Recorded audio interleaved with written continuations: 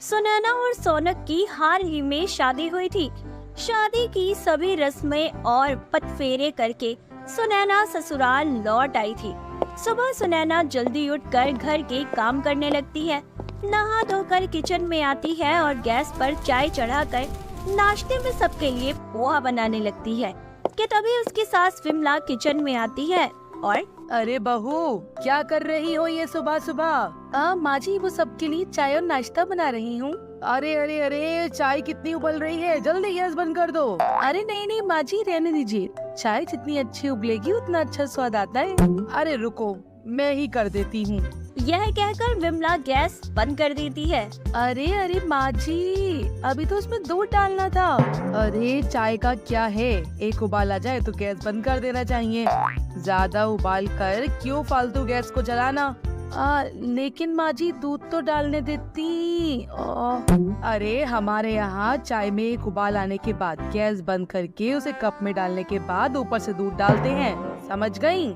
सुनैना उसे कुछ नहीं कहती और पोहा बनाने के लिए पोहा भिगोने लगती है। तब अरे अरे, ये क्या भिगो रही हो अब? माँ जी, गाना नाश्ता बना रही हूँ। अरे तो पोहा बनाने की क्या जरूरत है?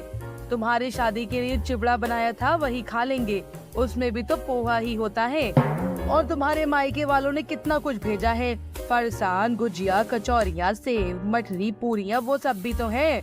अब रोज वही खा लेंगे, नया कुछ बनाने की क्या जरूरत है? लेकिन माँ जी। सुनैना की बात को अनसुना कर विमला बाहर आ गई। विमला की बात सुनैना को बहुत अजीब लग रही थी।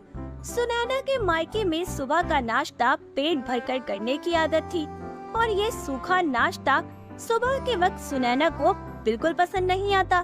फिर भी नई नवेली दुल्हन बेचारी चुप हो गई और सबके लिए चाय लेकर बाहर आई। सुनैना ने चाय का एक ही घुट पिया था और उसके मुंह का स्वाद बिगड़ गया था। वो चाय बिल्कुल फीकी थी और सुनैना को कड़क चाय पसंद थी। चाय पीने के बाद अरे बहू, कितनी शक्कर डाली है तुमने चाय में? कितनी मीठी चाय बना दी। जी माँ जी, वो हम चारों के हिसाब से 8 चम्मच डाली थी। क्या 8 चम्मच? हमारे यहाँ इतनी मीठी चाय कोई नहीं पीता। कल से सिर्फ 3 चम्मच शक्कर डालना। शक्कर कितनी महंगी है पता है ना? इतनी शक्कर रोज चाय में डालोगी तो घर का दिवाला निकल जाएगा। दोपहर के खाने के समय सुनैना रोटियों का आटा गूंद रही होती है। तब विमला उससे बोलती है, अरे अरे बहू, ये कितना आटा गूंदा है तुमने? कितनी रोटियां बना रही हो? जी हम सबके लिए इतनी तो लगेगी। अरे नहीं नहीं, शौनक और उनके पिताजी तो 2-2 रोटियां खाते हैं और हम दोनों सिर्फ एक। सिर्फ 6 रोटियां बनाओ, इतना बनाने की जरूरत नहीं है। और हाँ, बाकी का बचा हुआ आटा फ्रिज में रख देना, कल उसकी रोटियां बना लेना। सुनैना को विमला की बात खटक रही थी, फिर भी उसने चुपचाप 6 रोटियां बनाई। दोपहर को सबने खाना खा लिया और अगले दिन मोहल्ले की कुछ औरतें विमला से मिलने आई। सुनैना ने सबको पानी दिया और सब औरतें सुनैना की खूबसूरती की खूब तारीफ करने लगी। जिसके बाद, अरे सुनैना, बहू लेकर आई हो, वो तो मीठा कराओ, चाय तो पिलाओ। हाँ हाँ, क्यों नहीं, मैं अभी कुछ मीठा बना कर लाती हूँ। सुनैना किचन में चली जाती है और विमला उसके पीछे पीछे जाती है। कुछ बनाने की जरूरत नहीं है, शादी की बची हुई मिठाई है, वही दे देते हैं। सुनैना ने बाहर आकर सबको मिठाई दी और कहा कि चाय पत्ती खत्म हो गई है, इसीलिए चाय नहीं बन सकती। और औरतें मिठाई खाकर चली गई। और उसके बाद, अब माँ जी, ये क्या है? आप इतनी कंजूसी क्यों करती हैं? अगर वो औरतें चाय पी लेती तो कौन सा आसमान टूटने वाला था? हर बात में कंजूसी। विमला को सुनाकर सुनैना कमरे में चली गई। उसके बाद का विमला को कोई फर्क नहीं पड़ा। कुछ दिनों बाद दोनों चप्पल खरीदने के लिए दुकान में गई।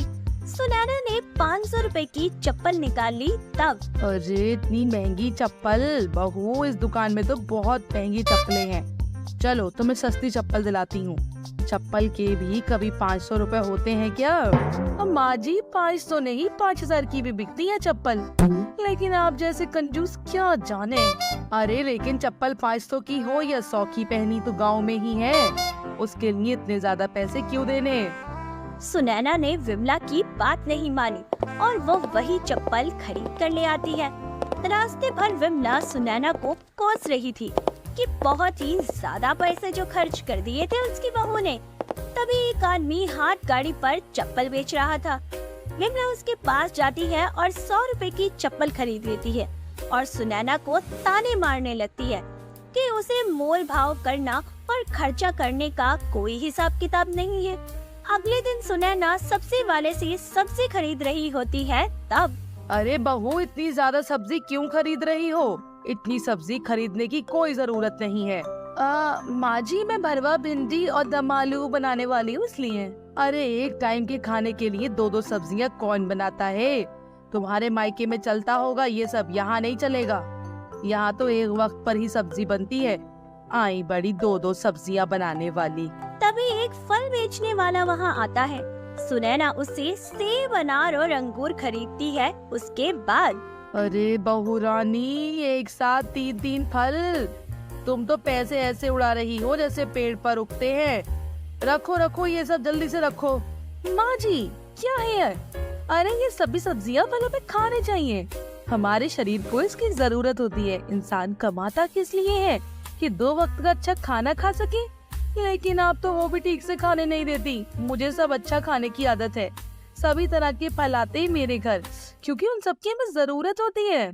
यहाँ तो चाय भी ढंग से पीने नहीं देती। आपको दिखाई नहीं देता शादी के बाद मेरा वजन कितना कम हुआ है? अरे वजन कम होना तो अच्छी बात है।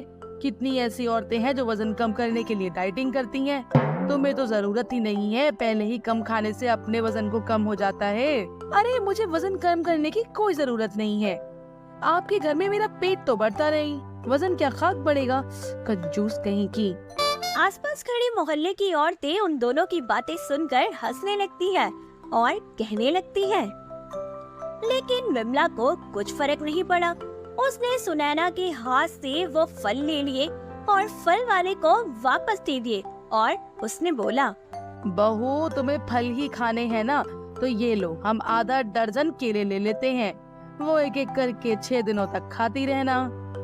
विमला की ये बात सुनकर तो मोहल्ले की औरतें जोर जोर से हंसने लगी। सुनैना गुस्सा होकर घर में चली गई।